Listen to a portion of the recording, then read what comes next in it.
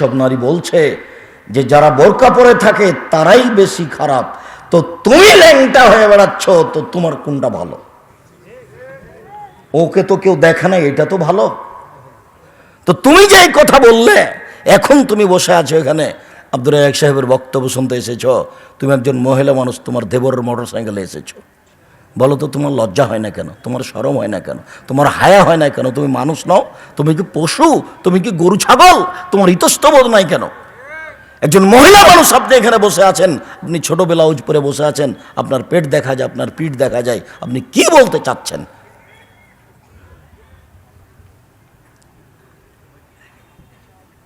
নিজের পরনে কাপড় নেই, আর একজনের দোষ উল্লেখ করেন কেন?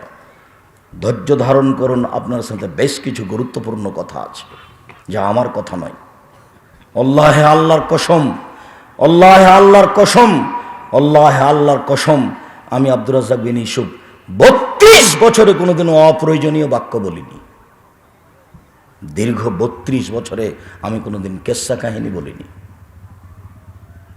দীর্ঘ 32 বছরে আমি কোনোদিন কোনো মানুষের বিরুদ্ধে কথা বলিনি। দীর্ঘ 32 বছরে আমি কোনোদিন সরকার বিরোধী কথা বলিনি।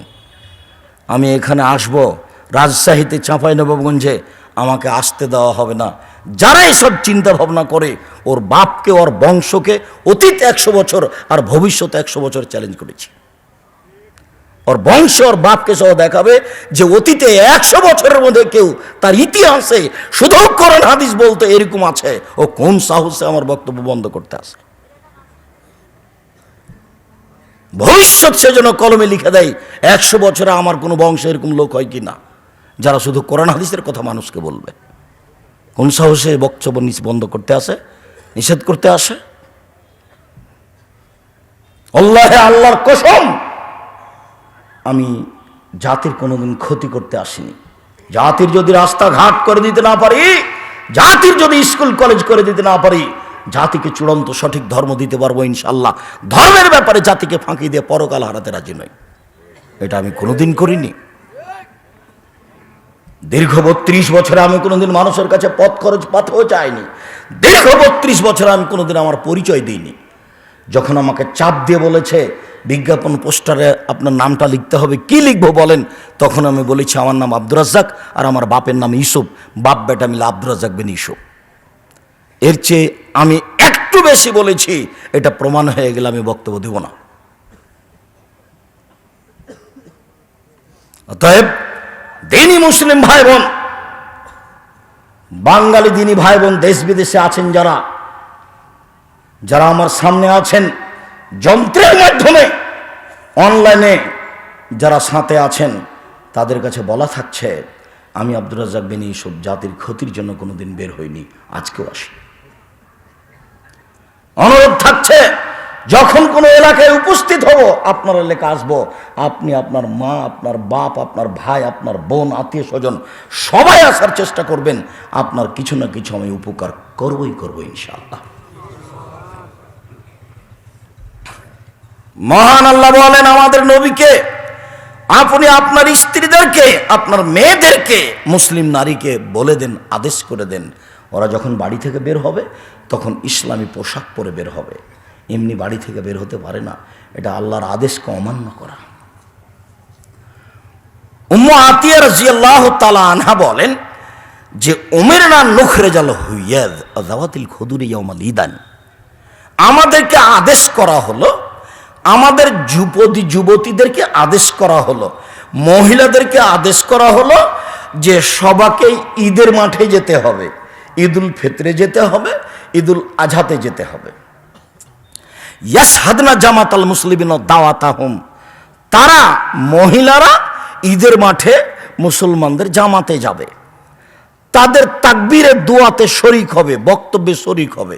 ইকাব্বিরনা মান নাস, তারা গিয়ে মুসল্লিদের সাথে তাকবীর পাঠ করবে, আল্লাহু আকবার, আল্লাহু আকবার, লা ইলাহা ইল্লাল্লাহ, আল্লাহু আকবার, আল্লাহু আকবার, ওয়ালিল্লাহিল হামদ। তাদের তাকবীরে শরীক হবে, তাদের বক্তব্যে শরীক হবে।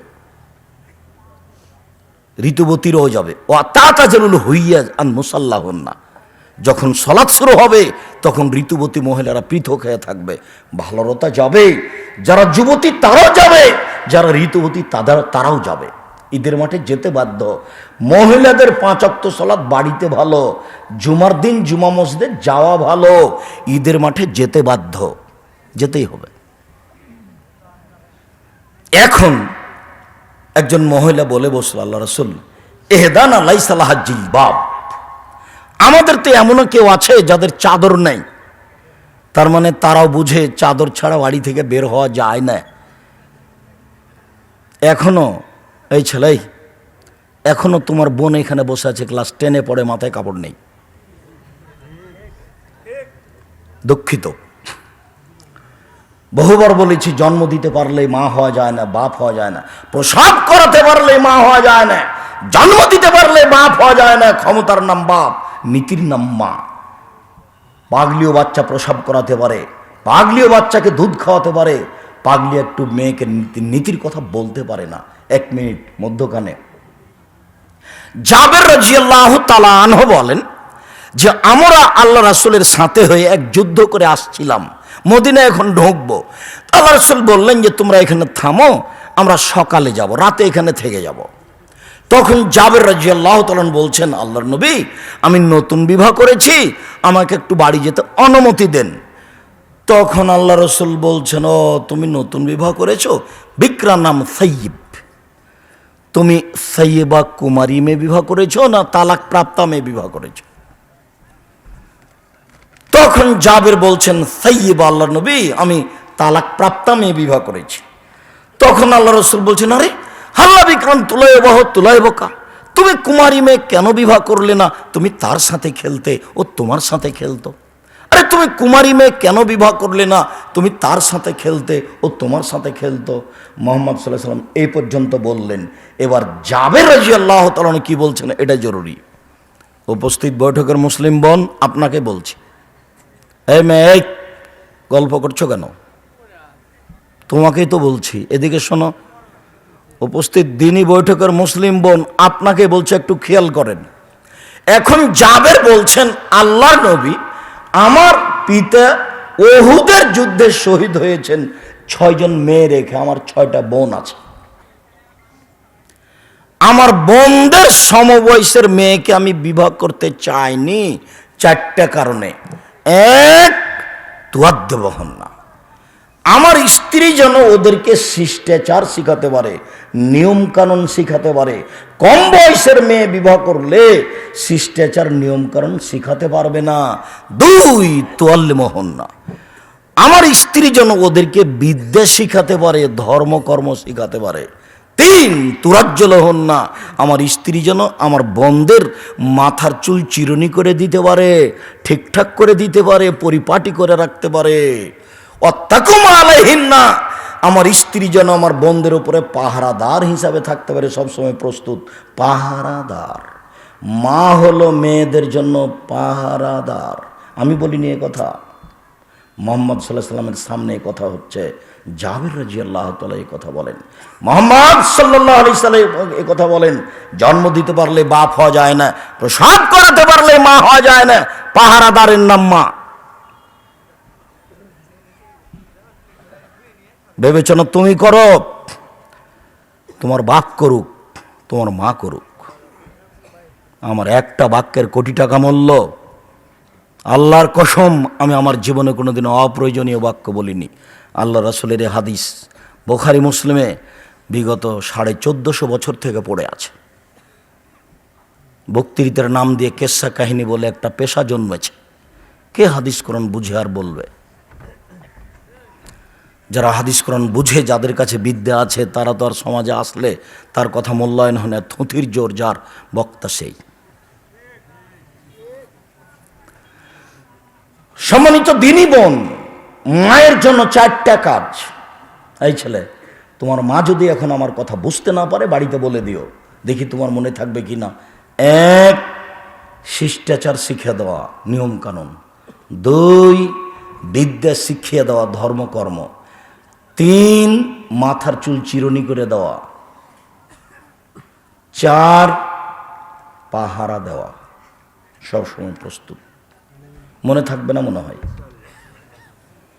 সিরিয়াল করো তো, এখন তুমি খুঁজেই পাবে না। কি যে বললেন আপনি?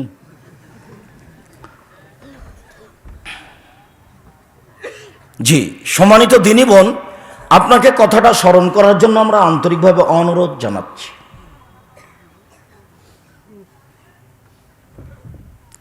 যখন বলা হলো যে আল্লাহর নবী, আমাদের কারো তো চাদর নেই, তো আমরা ঈদের মাঠে যাব কি করে?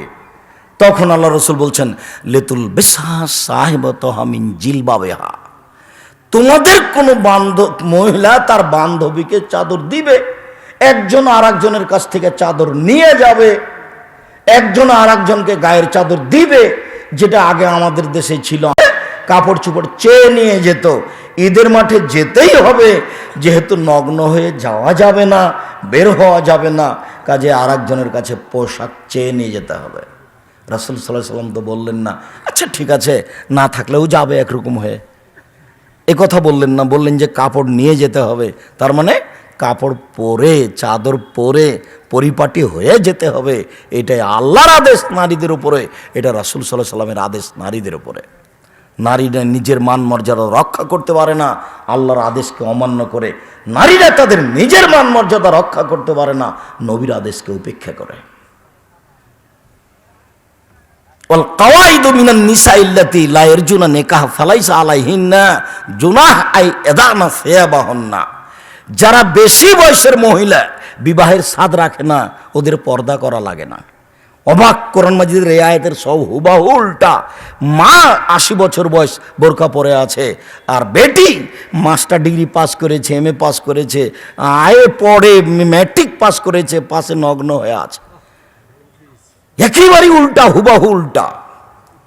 যার জন্য তো আমি মাঝে মধ্যে ওই কথাটা বলে থাকি, আমার কষ্ট হয় যে লোকটার বাড়ি শরণ যায়, লোকটার বাড়ি গোদাগাড়ি তানোর, ছেলে খুব মেধাবী, লন্ডন থেকে পড়ে এসেছে, বড় ডাক্তার, PG হাসপাতালের ডাক্তার, 2 লক্ষ টাকা মাসে বেতন।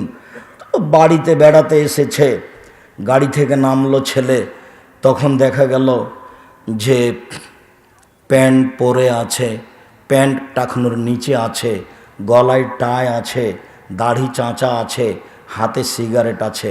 এইভাবে ছেলেটা গাড়ি থেকে নামলো। একটু পরে দেখা গেল বৌমা গাড়ি থেকে নামলো, হালকা হালকা গায়ে কাপড় আছে।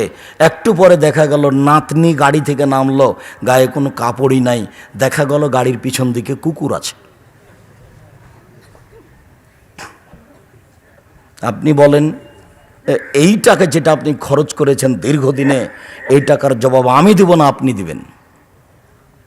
আবার আপনি দেখেন গা, যেখানে ডাক্তারি করছে 10 জন মেয়ে আছে তাকে পাহারা দেওয়ার জন্য, আবার যা প্রিসক্রিপশন যা লিখছে তা হয় 1500 না হয় 2000, ও বেতন পায়, আবার এখানে ফাঁকি দিচ্ছে জাতিকে। ওই পয়সা উপার্জন করে সফলতা অর্জন পরকালের করা যাবে না। জাতির আপনি কি করতে পারেন? ক্ষতি করেছে। ওই ছেলে দিয়ে কি হবে? নিজেও গেছেন, ছেলেও গেছে, বৌমা গেছে, নাতনিও গেছে, সবাই গেছে, শুধু গাড়িটা আছে, সব চলে গেছে জাহান্নামে। মানুষের জন্য জাহান্নাম, মনে রাখবেন, জাহান্নামে গরু ছাগল যাবে না। মানুষের জন্য জাহান্নাম, জাহান্নামে গরু ছাগল যাবে না, মানুষই যাবে, জিনই যাবে। মহান আল্লাহ বলেন, ওয়াইদা সাআলতুমুহুন্না মাতান ফাসআলুহুন্না মিন ওরাই হিজাব। পৃথিবীর মানুষ, মহিলাদের কাছে যদি তোমাদের কোনো প্রয়োজন হয়, কিছু নিতে হয়, তাহলে অন্তরাল আড় থেকে নাও, জায়গায় পৃথক হতে হবে, না হলে গায়ে ইসলামী পোশাক থাকতে হবে। অন্তরাল আড় থেকে নাও, যালিকা আতহারুল কুলুবিকুম কুলুবিহিন্না। এইটা অন্তরাল আড় থেকে নেওয়াটা তোমাদের অন্তর পবিত্র থাকবে, তাদের অন্তর পবিত্র থাকবে। একজন আর একজনকে ভাববে না, একজন আর একজনকে নিয়ে চিন্তা ভাবনা করবে না, এটা আল্লাহর আদেশ। একসাথে থাকছে, একসাথে খাচ্ছে, একসাথে পড়াশোনা করছে, তাহলে কিভাবে হলো? বাপ চিল্লাই চলে গেছে, 3 চিল্লায় লন্ডনে জিকির করছে, আর বেটি বিশ্ববিদ্যালয়ে আর একজনের সাথে ঘুরছে, ওইদিকে ও মনে করছে এ দিয়ে আমি জান্নাত কিনবো। অথচ রাসূল সাল্লাল্লাহু আলাইহি সাল্লাম বলছেন 3 শ্রেণীর মানুষ জান্নাতে যাবে না। তার এক শ্রেণীর মানুষ হচ্ছে মধুমেলুল খামর, যারা নিয়মিত বিড়ি, তামাক, জর্দা, সিগারেট, গুল, নেশাদার দ্রব্য খায়, পান করে, তারা জান্নাতে যাবে না। 2, ওর রাজরাত মিনান নিসায়ে, পুরুষের বেশধারী নারী, যারা পুরুষের জুতা স্যান্ডেল পরে, যারা পুরুষের শার্ট প্যান্ট পরে, যারা পুরুষের পোশাক পরে, তারা জান্নাতে যাবে না। 3, ও দায়ুস আল্লাযী ইউকিরু ফি আহলিল খাবাসা, দায়ুস ওই যে তার বাড়িতে বেহায়াইয়ের সুযোগ দিয়েছে, যার স্ত্রী নগ্ন পোশাকে চলে, যার মেয়ে নগ্ন পোশাকে চলে, এই হলো দায়ুস। তাহাজ্জুদ পড়লেও দায়ুস, হজ করলেও দায়ুস, 3 চিল্লাই গেলেও দায়ুস, জিকির করলেও দায়ুস। পরিবার কন্ট্রোল করেই জিকির করতে হবে। পরিবার কন্ট্রোল না করে জিকিরের কোনো ফলাফল ভোগ করতে পারবে না ও। আল্লাহ তাআলা নারীদের ব্যাপারে বলছেন, নারীদের একটা পর্দার ঘোষণা আল্লাহ দিয়েছেন। আল্লাহ তাআলা বলছেন, অকুল্লিল মুমিনাত ইয়াগদুনা মিন আবসারিহিন্না ওয়া ইয়াহফাজনা ফুরুজাহুন্না ওয়া লা ইউবদিনা যিনাতাহুন্না।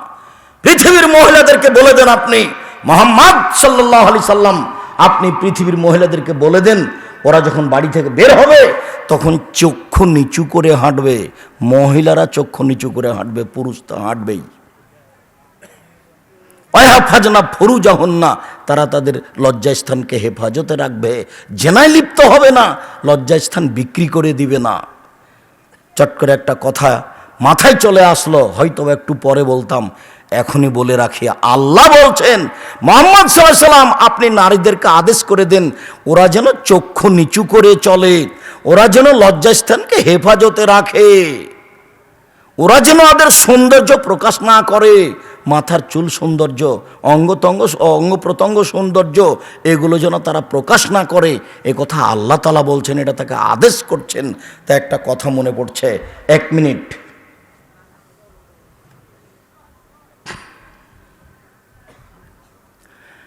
আবু হুরায়রা রাদিয়াল্লাহু তাআলা আনহু বলেন, হাজারা ইব্রাহিম বে সারাতা দাখালা কারিয়াতান ফিহা জাব্বারুন মিনাল জাবাবেরা।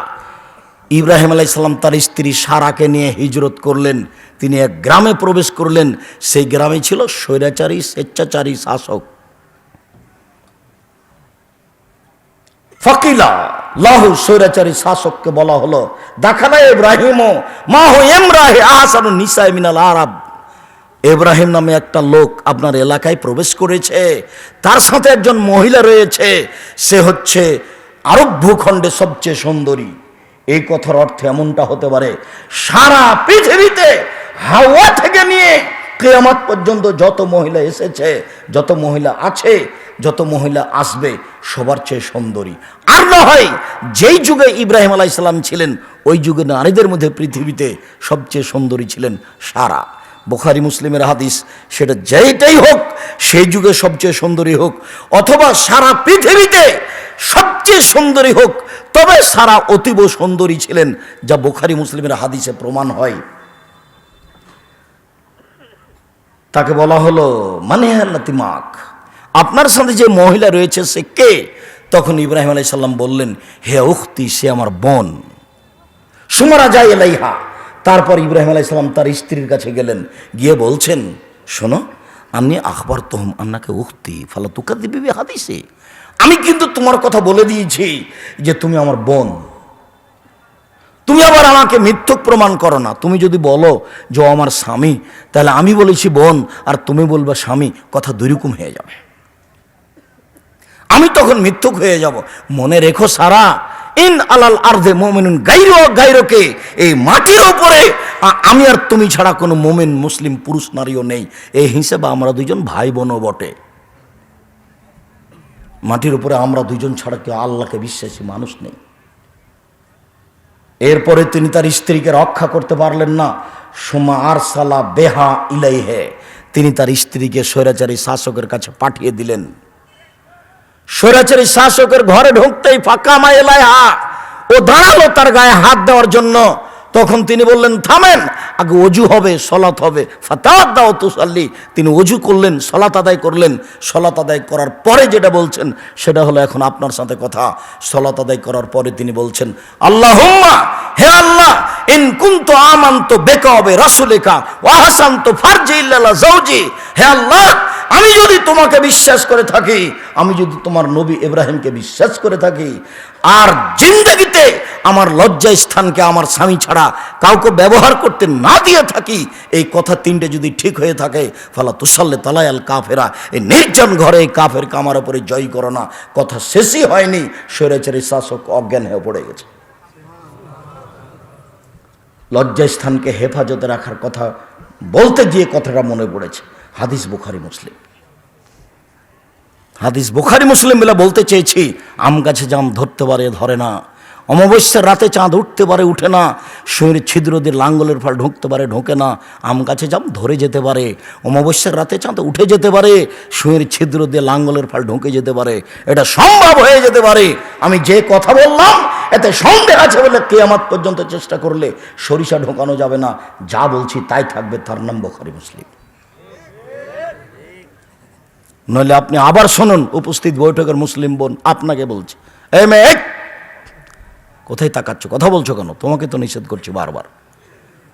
দেখেন উপস্থিত বৈঠকের দিনী মুসলিম বোন, দেখেন এই ছেলে তুমি দেখো, এক আমান্ত বেকা, তোমাকে আমি আল্লাহ বলে মেনে নিয়েছি, অবে রাসুলেকা, তোমার নবী রাসুল ইব্রাহিমকে আমি স্বামী বলছি না, আমি বলছি নি নবী, আমি তাকে নবী বলে মেনে নিয়েছি। 2, 3, আমার জীবনে আমি কোনোদিন অশ্লীল কাজ করিনি, আমার লজ্জাস্থানকে আমি হেফাজতে রেখেছি, আমার স্বামী ছাড়া কাউকে কোনোদিন এই লজ্জাস্থান ব্যবহার করতে দিনি। এই কথা তিনটা যদি সত্য হয়ে থাকে, কথা যদি সত্যই সত্য হয়, তাহলে ওই জন্য আমার গায়ে হাত লাগাতে না পারে। দেখেছেন কেমন ঈমান, কেমন সাহস, দেখছেন? ভিতরে বল থাকতে হবে। তুমি তো কষ্ট পাবে আব্দুর রাজাক সাহেব, আপনি আমার মাকে বলে বলছেন, তোমার মা এরকম কথা বলতে পারবে? সাহস পাই। তোমার বাপ যখন থাকে না তখন তোমার মা মোবাইলে গল্প করে আর একজনের সাথে, ও কি বলবে? কি বলবে? এখন তোমার মা বসে আছে, ছোটবেলা উজ পরে পেট পিট সবাই দেখতে পায়, কি বলবে ও? আলাইনানে তাজনানে জেনাহমান নাজরো, 2 চোখের জেনা হচ্ছে চোখ দিয়ে দেখা, অল ওজনানে জেনা ওয়াল ইস্তেমাও, 2 কানের জেনা হচ্ছে কান দিয়ে শোনা, ওয়াল ইয়াদ জেনা হাল বাদশ, হাতের জেনা হচ্ছে হাত দিয়ে ধরা, আর রিজল জেনা হাল মাসি, পায়ের জেনা হচ্ছে পা দিয়ে চলা, জেনাল কলব তাতামান্না তাশতাহি, অন্তরের জেনা হচ্ছে পরিকল্পনা করা, জেনাল লিসানু নুতক, জিহ্বার জেনা হচ্ছে কথা বলা। এগুলো সব জেনার মাধ্যম। বলো তোমার মা কোন সাহসে আল্লাহকে বলবে এই কথা? তোমার বোন কোন সাহসে বলতে পারে এই কথা? খুব তো দোয়া করলাম, কবুল তো হলো না। কত দোয়া করলাম, কবুল তো হলো না। কবুল তো হবে, তারও তো পথঘাট থাকতে হবে। দেখো এদেশে একটা বই পাওয়া যায়, আল্লাহ উপদেশ, তাতে একটা আলোচনা আছে আল্লাহ ভরসা। আল্লাহ ভরসা থেকে আলোচনাটা করছিলাম। আমি জানি না আপনি উপদেশ বই নিয়েছেন কি না। আপনি মনে রাখবেন, আমি আব্দুর রাজ্জাক বিন ইউসুফ, আমার মনে বড় স্বাদ, আমি এই দেশের মাটিতে উন্নত মানের প্রতিষ্ঠান গর্বই করব ইনশাআল্লাহ। সেটাই জামিয়া সালাফিয়া, যেখানে ছেলেরা মেয়েরা বাংলা, ইংরেজি, আরবি উন্নত মানের শিক্ষা অর্জন করে জাতির অন্যায়ের বিরুদ্ধে লড়বে। মুখে কলমে মিডিয়ায়, মুখে বলছি, মিডিয়া আপনি দেখতে পাচ্ছেন, জামিয়া সালাফের পক্ষ থেকে মিডিয়া আছে, অনলাইন আল ইতেসাম টিভি, আর কলম দেখতে পাচ্ছেন। কলমের এই বই পুস্তকগুলো, তার গুরুত্বপূর্ণ কলম হচ্ছে আল ইতেসাম পত্রিকা, যাতে 50টা প্রশ্নের উত্তর আছে। বড় বড় বিদ্বানগণ যারা উপস্থিত হয়েছেন, এরকম 12 জন বিদ্বান ফতোয়া বোর্ডে বসেন। প্রত্যেক মাসে বোর্ডে সবাই বসেন, তারপর 50টা প্রশ্ন পড়া হয়, উত্তর দেখা হয়, সিদ্ধান্ত নেওয়া হয়, তারপরে পত্রিকায় আসে। ব্যয়বহুল লক্ষ লক্ষ টাকা খরচ আছে পত্রিকার পিছনে। আপনি মনে করলেন কিছুই না, 20-25 টাকাতে আপনি পাচ্ছেন, তবু আপনি দাম দিতে পারছেন না, এটা কি? আপনি মনে রাখেন, অনেক বড় সাধনা আছে এর পিছনে।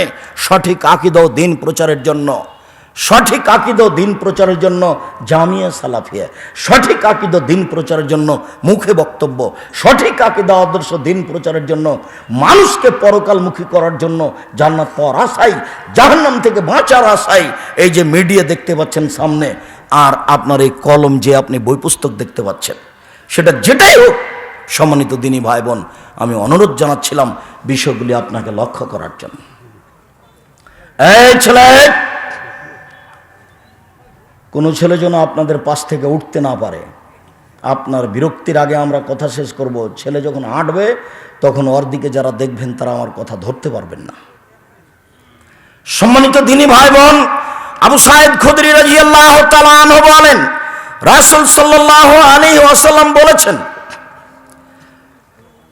ফাত্তাকুদ দুনিয়া ওয়াত্তাকুন নিসা, পৃথিবীর মানুষ তোমরা দুনিয়া থেকে বেঁচে থাকো, মহিলা থেকে বেঁচে থাকো। প্রথম বিপদ মহিলাদের মধ্যেই ঘটেছে। মহিলা খুব ভয়াবহ বস্তু, তোমরা মহিলা থেকে বেঁচে থাকো। কথা একটা যে নারী নয় ভয়াবহ বস্তু বাঁচতে বললেন, কিন্তু পৃথিবী জড় বস্তু এখান থেকে বাঁচতে বললেন কেন? পৃথিবী কি করতে পারে? পৃথিবী সবচেয়ে অত্যাধুনিক আধুনিক যন্ত্র, আপনার ছবি সহ সব কথা ধরে রেখেছে। যেদিন আপনাকে অপরাধী প্রমাণ করা হবে বিচারের মাঠে, সেদিন 4-5টা পদ্ধতি আছে। তার একটা পদ্ধতি মাটি কথা বলবে, ইয়াউমাইজিন তুহাদ্দিসু আখবারাহা, সব মাটি top top top top top top করে কথা বলবে। কোথায় কি করলেন, কোথায় কি ঘটালেন, কোথায় জেনা, কোথায় চুরি, কোথায় ডাকাতি, কোথায় সুদ ঘুষ, সব অন্যায় নেই ধরে রেখেছে ছবি সহ।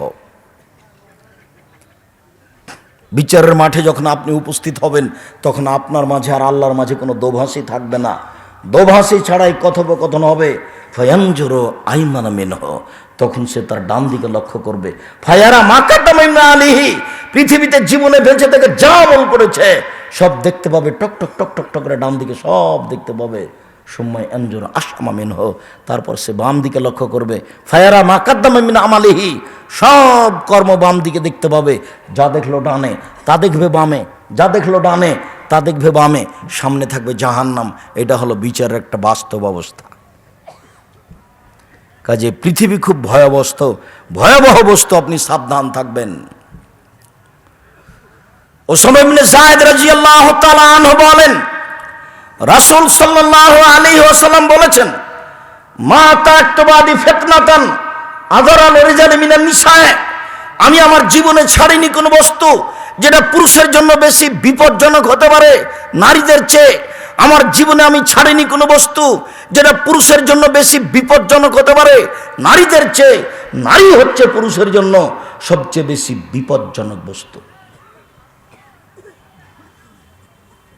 আব্দুল্লাহ ইবনে মাসউদ রাদিয়াল্লাহু তাআলা আনহু বলেন, রাসূল সাল্লাল্লাহু আলাইহি ওয়াসাল্লাম বলেছেন, ইয়াকুমুদ দুখুল আলা নিসায়ে, পৃথিবীর মানুষ তোমরা মহিলাদের কাছে যাওয়া থেকে বেঁচে থাকো, মহিলাদের কাছে যেও না। তখন একজন সাহাবী আনসারী বলছেন, আল্লাহর নবী, আলহামো, তো দেবর কি করবে? ও তো বাড়িতেই আছে। তখন আল্লাহ রাসূল বলছেন, আলহামুল মউত, ভাবিকে ভয় করতে হবে দেবরকে মরণের মতো। মরণ কখন হয়ে যাবে বলা যায় না। এটা মানুষের যেমন ভয়, দেবরকে ভয় করতে হবে তেমন। বিশ্বাস করেন আপনি, একটা কথা আমার দিকে লক্ষ্য করেন, দেখেন এদিকে, ঈমান যত বেশি হবে পাপ তত কম হবে। ঈমান যত কম হবে পাপ তত বেশি হবে। একটা মহিলা বোরখা পরে চলে, 5 ওয়াক্ত সালাত আদায় করে, তাহাজ্জুদ পড়ে, আবার দেবরের সাথে সব গল্প করে, দেবরের সাথে বসে গল্প করছে, খাওয়াচ্ছে, প্রেমের গল্প করছে। তো এটা কেমন হলো? পাপও হচ্ছে, ঈমানও আছে, তাহাজ্জুদ পড়ে, বোরখা তো আছে। স্বামী যখন থাকে না তখন আর একজনের সাথে গল্প করে। এটা কেমন হলো? তার মানে ঈমান আছে কিন্তু ঈমান কম। ঈমান কমের কারণে এটা হচ্ছে। আর একটা মহিলা, ওও তাহাজ্জুদ পড়ে, ওই বোরখা পরে, তো ওই ঘরে ঢুকে গেছে, ওই ঘরে তার দেবর ছেলেটাও খেয়াল করেনি, মাথায় কাপড় নেই। তখন ঢুকেই দেখছে যে দেবর বসে আছে। ইন্না লিল্লাহি ওয়া ইন্না ইলাইহি, তাড়াতাড়ি ফিরে এসে বলছে, নাউযুবিল্লাহি মিন যালিক, নাউযুবিল্লাহি, আমি তো আমার দেবরকে দেখিনি, আমার দেবর এই ঘরে আছে, আমি তো জানি না। এখন এই মহিলাটা এরকম করছে কেন বলেন তো দেখি? এটা ঈমানে আঘাত করেছে। তোমার ঘটনাও তাই। তুমি এখান থেকে উঠে রাতে শোয়ার পূর্বে মোবাইলটা চালু করবে, ল্যাংটা মেয়ে দেখবে, তাহলে তোমার এই বক্তব্য কাজ করে না, তোমার ঈমান কাজ করে না। তুমি পশু প্রাণীর মতো হয়ে আছো, গরু ছাগলের মতো হয়ে আছো, কুকুর শিডিলের মতো হয়ে আছো। এই নীতি পরিবর্তন করতে হবে। এটা পরিবর্তন কে করতে পারে? মানুষই পারে। আল্লাহ তাআলা কখনো মানুষকে গরু ছাগল বলেননি, তিনি বলছেন গরু ছাগলের মতো। বুঝেও বুঝে না ওরা, অন্তর আছে বুঝে না, দেখেও দেখে না ওরা, চক্ষু আছে দেখে না, শোনেও শোনে না ওরা, কান আছে শোনে না। উলাইকা কাল আনআম, তারা পশু প্রাণীর মতো, তারা গরু ছাগলের মতো, তারা কুকুর শ্রীগালের মতো, বালহুমাদাল, বরং তার চেয়ে খারাপ। এখনও আল্লাহ তাকে কুকুর শ্রীগাল বলেননি। কেন? কুকুর শ্রীগাল কোনোদিনই কথা গ্রহণ করতে পারবে না, মানুষই পারে। তুমি পারো মোবাইলে আর কোনোদিন ল্যাংটা মেয়ে দেখবো না, তুমি পারো দাড়ি ছেড়ে দিতে, তুমি পারো টাকনোর উপরে প্যান্ট পরতে। কুকুর শ্রীগাল তার এর মন্দ কাজ বন্ধ করতে পারে না। আল্লাহ মানুষকে কুকুর শ্রীগাল বলেননি, গরু ছাগল বলেননি, বলেছেন মতো। চেষ্টা করলে বুঝতে পারবে, কিন্তু বুঝে না। এই কথাটা বুঝাতে গিয়ে আমি আমার আব্বার কাজের সাথে যে জড়িত থাকতাম মাঝে মধ্যে, সেটা দেখতে পেতাম। যখন জমি চাষ শেষ হয়ে যেত তখন গরুগুলো ছেড়ে দিয়ে আমাকে দেখতে বলে যেত। তো গরুগুলো নিয়ে আমরা মাঠে আছি, যখন গরু ধানের ক্ষেতের দিকে যেত তখন বলতাম, এই থেমে গেছে, একটু পরে আবার যাচ্ছে। তো আবার যাচ্ছে কেন? ও তো থামলো। বুঝেও বুঝে না ও, তাই তো গরু। তুমি যদি বুঝার পরেও না বুঝো, এখন তুমি আর মানুষ নও, তুমি এখন গরু ছাগলের মতো, তোমার জীবিকা নির্বাহ কুকুর শ্রীগালের মতো। তোমার বোনেরও তাই, তোমার মায়েরও তাই। ওই পরিবর্তন হতে পারে। গরুটা বুঝতে পারেনি তাই আবার যাচ্ছে। যখন মানুষ বুঝবে আর যাবে না, তখন সত্যই মানুষ। আর যখন ও বুঝলো তারপরেও যাচ্ছে, তখন ও গরু ছাগলের মতো হয়ে গেছে। তার এটা কোনো কাজ করে না। সম্মানিত দিনী ভাই বোন, রাসূল সাল্লাল্লাহু আলাইহি ওয়াসাল্লাম বলেন, আব্দুল্লাহ ইবনে মাসউদ রাদিয়াল্লাহু তাআলা আনহু বলেন, লা তুবাশিরুল মারআতু আল মারাতা ফাতানাত আলি যাওজিহা কান্নু ইয়ানজুরু ইলাইহা। তাদের পর্দার সাইডে তাদেরকে পুরুষ থেকে ভিন্ন হয়ে থাকতে হবে। তার সাইডটা কত গুরুত্বপূর্ণ, কত সূক্ষ্ম থেকে সূক্ষ্ম। দেখেন আল্লাহ রাসূল বলছেন, কোনো মহিলার গায়ে হাত লাগাতে পারে না। হলুদ মাখাতে পারে কি করে? এদেশের থুবড়া হলুদ মাখাতে পারে কি করে? এটা তো রাজশাহী গোদাগাড়ি, কে জানি চাঁপাইনবাবগঞ্জের সাথে মিল খায় কিনা। বিবাহের যে পূর্বে কয়েকদিন আগে হয় সেটাকে আমরা থুবড়া বলি। গ্রামের যুবতী মেয়েরা সবাই একসাথে হয়ে গীত গায়, খিট্টি রান্না করে ওই বরের মুখে তুলে দেয়। বর নাকি সবার জন্য জায়েজ। গোটা গ্রামবাসী আসছে। আমি বলেছি চাঁপাইনবাবগঞ্জের বিবাহের শুরু থেকে না শেষ পর্যন্ত একটা কাজ জায়েজ নয়। 32 বছর থেকে বলছি, কেউ বলে না যে আব্দুর রাজ্জাক সাহেব না এটা জায়েজ। একটাও নয়, শুরু থেকে নিয়ে শেষ পর্যন্ত একটাও নয়। সেটা বায়না প্রথা হোক, সেটা থুবড়া হোক, সেটা আপনার বরকনে এভাবে বের হওয়া হোক, সেটা মাঝে খরচ দেওয়া হোক, সেটা বিবাহ পড়ানো হোক। মেয়ের কাছে গিয়ে বিবাহ পড়াচ্ছে, বলছে অমুক নিবাসী অমুক এত টাকা নগদ, এত টাকা বাকিতে তোমাকে বিবাহ করতে এসেছে, তুমি তাকে স্বামী সত্ত্বে কবুল করো। তখনও বলছে কবুল করলাম। তখন এরা আবার শুনে এখানে আসছে, বসছে। আর এটা যদি আবার গাইবান্ধা, রংপুর, লালমনিরহাট, নীলফামারী, কুড়িগ্রাম, পঞ্চগড়, ঠাকুরগাঁও হয়, তাহলে 10-15 জন 20 জন ওই মেয়েটার ওখানে যায়, সবাই মিলে গিয়ে ওখানে বলে যে অমুক এত টাকা নগদ, এত টাকা বাকিতে তোমাকে বিবাহ করতে এসেছে, তুমি তাকে স্বামী সত্ত্বে কবুল করো। তখন ওটা 3 বার বলে নেয়, তখনও কবুল করে। তারপরে লোকগুলি এই বর যেখানে বসে আছে এখানে এসে দাঁড়ায়। তখন বসে থাকা লোকগুলি বলে, আপনারা কে? তখন ওরা বলে, আমরা এই বিবাহের উকিল। তখন বলে, মেয়ে কি কবুল করেছে? জি হ্যাঁ করেছে। আপনারা কি শুনেছেন? হ্যাঁ শুনেছি। তাহলে বসেন। তখন বসে, তাছাড়া বসতে পারে না। মনে হচ্ছে পাগলামি কারবার, হিন্দুদের বিবাহ লেগেছে কলা গাছের চতুর্দিকে ঘুরে। কিভাবে ধর্ম হয়ে গেছে। সব বড় বড় আলেম ওলামা আমার সাথে যারা আছেন, আমরা এই সময়ের মানুষ, আমাদের যারা আগে চলে গেছে তাদেরকে আমি দেখেছি। মৌলানা রমজান আলী দেবীনগরের একজন পুরাতন আলেম মানুষ, বিবাহ পড়ানোর পরে বলছে, তুমি 2 রাকাত সালাত আদায় করো, শুকরানা সালাত আদায় করো। বিবাহের বৈঠকে তাকে শুকরানা সালাত আদায় করতে বলছে। তারপর বলছে, তুমি দাঁড়িয়ে সালাম দাও আর অলিমার দাওয়াত দাও। বিবাহের বৈঠকে নাকি অলিমা তো হতে হবে অলবে শাহাতিন, বাসরাতের পরে সকালে, এবং বড় করে হতে হবে। খাতনাতে কোনো খাওয়া দাওয়া নেই। খাতনা দেওয়া মুসলমানি দেওয়াতে। আকিকার কোনো তেমন অনুষ্ঠান নেই। অনুষ্ঠান তো অলিমার দিন। বউ ভাত নেই, মেয়ের পেটে বাচ্চা এসেছে তাই খাওয়ার অনুষ্ঠান করতে হবে, এসব নোংরা নীতি। ব্যবহার দেওয়া হারাম, আমাটা দেওয়া হারাম। আমাটা দিচ্ছে, ব্যবহার দিচ্ছে, খাটখাটলা দিচ্ছে। এই ফকিরের বাচ্চা ফকির, এটা কোন নীতি? 24 ঘন্টার মধ্যে খাটখাটলা ফেরত দিতে হবে। আপনি মনে কিছু নিয়েন না, আমি এটা কষ্ট পাচ্ছি সেজন্য বলে ফেলেছি। আপনি যা নিয়েছেন টাকা পয়সা, খাটখাটা, চৌকি বাক্স সব ফেরত দেবেন। আমি এর সাথে একমত নই, খুব খারাপ লাগে।